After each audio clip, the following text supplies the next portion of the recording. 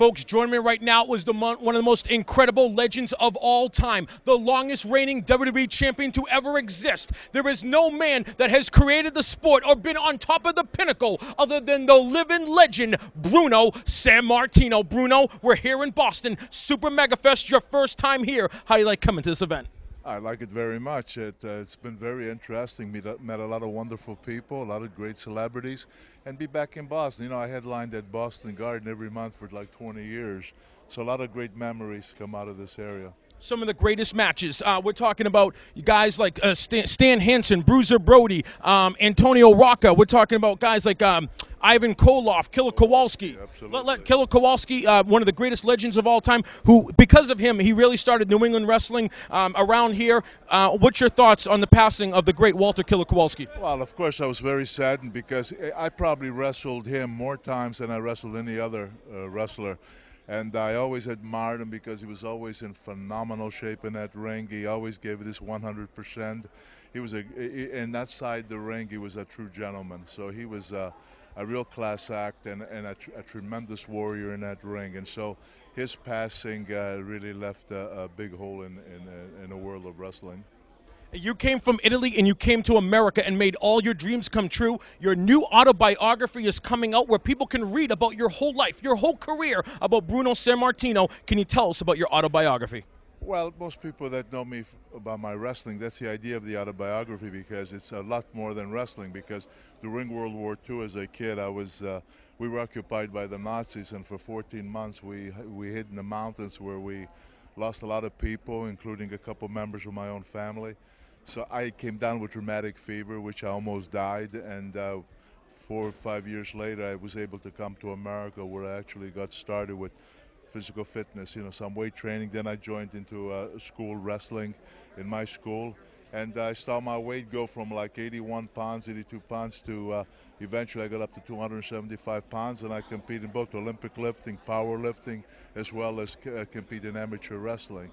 So I really drove myself. I worked very hard, and I also like everybody, the world, to know that I went from that to 275. I set some records and never touched any chemicals. For these kids that are looking for shortcuts, it's tragic because a lot of athletes are dying young as a result of trying to rush their way into stardom and don't worry too much about the chemicals they put in their bodies, which down the long road can actually kill you.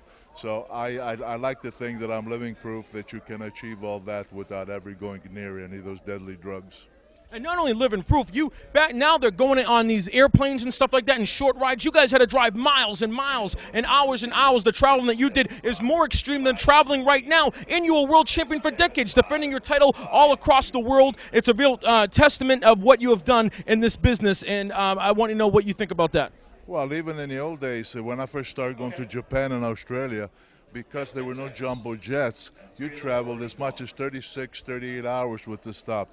And because I was champion for 12 years, I had to wrestle many a time, 7 days a week. And we had those boxing rings that they were like concrete, unlike what they have today.